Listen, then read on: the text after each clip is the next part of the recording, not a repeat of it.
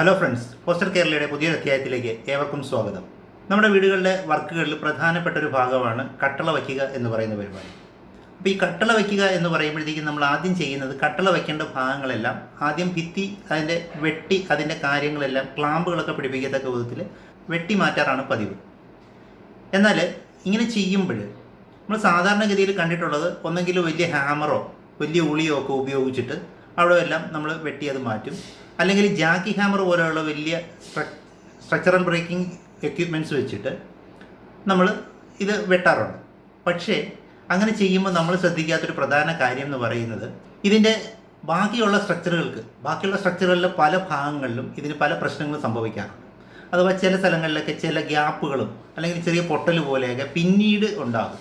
ഇത് സംഭവിക്കുന്ന പ്രധാന കാരണം എന്ന് പറഞ്ഞാൽ നമ്മൾ ജാക്കി ഹാമർ വെച്ച് ഇതിന് കട്ടളയ്ക്ക് വേണ്ടി തുടക്കുകയോ അല്ലെന്നുണ്ടെങ്കിൽ അതേ ഭാഗം നമ്മൾ കട്ട് ചെയ്ത് കളയുകയോ ചെയ്യുമ്പോൾ ഉണ്ടാകുന്ന ജാക്കി ഹാമറിൻ്റെ സ്ട്രക്ചറലായിട്ടുള്ള മൊത്തമായിട്ടുള്ള ഒരു ഇളക്കം അല്ലെങ്കിൽ അതിനുണ്ടാകുന്നൊരു ജെർക്കിംഗ് ആണ് വാസ്തവത്തിൽ അങ്ങനെയുള്ള പല സ്ഥലങ്ങളിലും പിന്നീട് പൊട്ടലുകൾ ഉണ്ടാകാൻ ചാൻസസ് ഉണ്ടാകുന്നത്. അപ്പോൾ അങ്ങനെ ഉണ്ടാവാതിരിക്കാൻ വേണ്ടി നിങ്ങൾ ഈ പറയുന്ന കട്ടള വയ്ക്കുന്നതിൻ്റെ ക്ലാമ്പുകൾ പിടിപ്പിക്കാനുള്ള ഭാഗം കുത്തുമ്പോൾ നിങ്ങൾ മാക്സിമം ടോർച്ച് കട്ടർ ഉപയോഗിച്ച് കട്ട് ചെയ്ത് കളഞ്ഞുകൊണ്ട് അത്രയും ഭാഗം മാത്രം നിങ്ങൾ എടുക്കുക. അപ്പോൾ അങ്ങനെയുള്ളൊരു ഗുണം ചെയ്യുമ്പോഴെന്ന് പറഞ്ഞാൽ ബാക്കി സ്ട്രക്ചറിനെ ഒന്നും തന്നെ ഇത് വലുതായിട്ട് ബാധിക്കത്തില്ല. ഇല്ലാതെ ഒറ്റയടിക്ക് ഒരു ബ്രിക്ക് തന്നെ അവിടെ നിന്ന് കുത്തി അങ്ങോട്ട് മാറ്റാൻ വേണ്ടി നമ്മൾ സ്ട്രക്ചറൽ ബ്രേക്കിംഗ് സംഭവിപ്പിക്കുമ്പോൾ ഉണ്ടാകുന്ന ബുദ്ധിമുട്ടെന്ന് പറഞ്ഞാൽ ആ ഭാഗം മാത്രമല്ല അതുമായിട്ട് ബന്ധപ്പെട്ട് നിൽക്കുന്ന പല ഭാഗങ്ങളിലും ഇതിൻ്റെ ജെർക്കിംഗ് ഉണ്ടാകും. അങ്ങനെ ജെർക്കിംഗ് ഉണ്ടാകുന്നതോടുകൂടി അവിടെയൊക്കെ പലതരത്തിലുള്ള ക്രാക്കുകൾ പിന്നീട് ഫോം ചെയ്യും. അപ്പോൾ ഇതുകൊണ്ടാണ് ഒരു കാരണവശാലും അങ്ങനെ ചെയ്യരുത് എന്ന് നമ്മൾ പറയുന്നത്. അതുപോലെ തന്നെ കട്ടളയുടെ ഒരു പ്രധാന പ്രശ്നമാണ് കട്ടളയുടെ ക്ലാമ്പ് പിടിപ്പിക്കുമ്പോൾ ക്ലാമ്പിന് പകരം സാധാരണഗതിയിൽ പണ്ട് ഉപയോഗിച്ചുകൊണ്ടിരുന്നതെന്ന് പറഞ്ഞു കഴിഞ്ഞാൽ ആണിയാണ് വെച്ചുകൊണ്ടിരുന്നത്.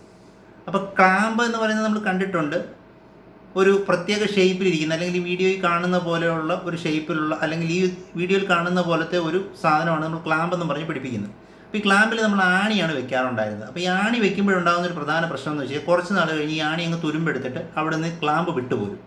അങ്ങനെ വിട്ടു പോകുന്നു കഴിഞ്ഞാൽ ഉണ്ടാകുന്ന ബുദ്ധിമുട്ടെന്ന് പറഞ്ഞു കഴിഞ്ഞാൽ കട്ടളയുടെ ആ ഭാഗം നമ്മുടെ ഭിത്തിയിൽ നിന്ന് ഇങ്ങോട്ട് മാറി വരും, അവിടെ ഗ്യാപ്പ് ഉണ്ടാകും. അപ്പോൾ ഇങ്ങനെയുള്ള പ്രശ്നങ്ങൾ ഉണ്ടാകാതിരിക്കാൻ വേണ്ടി നമ്മൾ ആ കട്ടള വെക്കുന്ന ആ സ്ക്രൂ അല്ലെങ്കിൽ ആണി വെക്കുന്നതിന് പകരം നമ്മൾ സ്റ്റെയിൻലെസ് സ്റ്റീലിൻ്റെ സ്ക്രൂ വെക്കുക.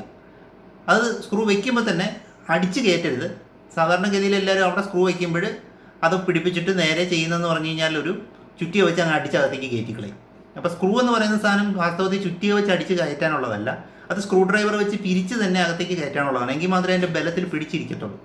അപ്പോൾ അതുകൊണ്ട് തന്നെ നമ്മൾ ചെയ്യേണ്ട ഒരു കാര്യം എന്ന് പറഞ്ഞു കഴിഞ്ഞാൽ സ്ക്രൂവിന് ചെറിയൊരു ഹോൾ ആദ്യം ഡ്രില്ല് വെച്ചൊരു ഹോൾ എടുത്തിട്ട് അതിനകത്തൂടെ പിരിച്ച് നല്ല ക്ലിയർ ആയിട്ട് കയറ്റി കഴിഞ്ഞാൽ എത്ര വർഷം വേണേലും അതവിടെ നിന്നോളും.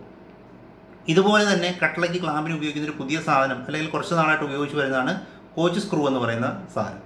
അപ്പോൾ ഈ കോച്ച് സ്ക്രൂ എന്ന് പറയുന്നതാണ് ഈ സ്ക്രീനിൽ കാണുന്നത്. ഈ കോച്ച് സ്ക്രൂവിൻ്റെ ഒരു പ്രത്യേകത എന്ന് പറഞ്ഞു കഴിഞ്ഞാൽ നല്ല രീതിയിൽ ഗ്രിപ്പുള്ള ഒരു സ്ക്രൂ ആണ്. അപ്പോൾ ഈ സ്ക്രൂ സാധാരണഗതിയിൽ എല്ലാവരും ചെയ്യുന്നതെന്ന് പറഞ്ഞു കഴിഞ്ഞാൽ നമ്മൾ വെച്ചിട്ട് ഒരു ചുറ്റിയോ വെച്ച് അതിനെ അടിച്ച് കുറച്ചങ്ങ് കയറ്റിയിട്ട് പിന്നെ അങ്ങ് സ്പാനർ വെച്ച് തിരിക്കും. ചിലർ സ്പാനർ വെച്ച് തിരിക്കാറുമില്ല, അടിച്ചങ്ങ് കയറ്റാറേ ഉള്ളൂ. പക്ഷേ ഒരു സ്ക്രൂ ഒരിക്കലും ചുറ്റിക കൊണ്ട് വെച്ച് അടിച്ച് കയറ്റേണ്ട ഒരു സാധനമല്ല. അതിന് ആദ്യം ഒരു ഹോൾ അടിക്കുക ഡ്രില്ല് കൊണ്ട്. എന്നിട്ട് അതിന് ക്ലാമ്പ് പിടിപ്പിക്കുന്നതിനെ ശരിക്കും പറഞ്ഞാൽ സ്പാനർ ഇട്ട് ടൈറ്റ് ചെയ്യാം. അതും ഓവർ ടൈറ്റ് ചെയ്യുകയും ചെയ്യരുത്. ഒരു മീഡിയം ടൈറ്റിൽ അതിനെ ടൈറ്റ് ചെയ്ത് അതിനാകാവുന്ന ഒരു ടൈറ്റിൽ മാത്രമേ ടൈറ്റ് ചെയ്യാവുള്ളൂ. അങ്ങനെ ടൈറ്റ് ചെയ്ത് നിർത്തുക. അല്ലെന്നുണ്ടെങ്കിൽ തടിയിൽ പൊട്ടലുണ്ടാവാനും ചാൻസസ് ഉണ്ട്. അപ്പോൾ അങ്ങനെ അത് ടൈറ്റ് ചെയ്ത് വളരെ ക്ലിയർ ആയിട്ട് വെച്ച് കഴിഞ്ഞാൽ ഈ സാധാരണ അടിച്ച് കയറ്റുന്നതിനേക്കാളും കൂടുതൽ നാൾ ഇതവിടെ നല്ല രീതിയിൽ ഉറച്ചു നിൽക്കും. അപ്പോൾ സ്ക്രൂ എന്ന് പറയുന്നത് എന്തുകൊണ്ടാണ് നമ്മൾ അടിച്ച് കയറ്റരുതെന്ന് പറയുന്നതിൻ്റെ മനസ്സിലായല്ലോ. അപ്പോൾ ഇങ്ങനെയുള്ള കാര്യങ്ങൾ നമ്മൾ ശ്രദ്ധിച്ചാൽ മാത്രമേ നമ്മുടെ കട്ടള വയ്ക്കുമ്പോഴുണ്ടാകുന്ന ചില പ്രശ്നങ്ങളെ നമുക്ക് സോൾവ് ചെയ്യാനായിട്ട് പറ്റുകയുള്ളൂ.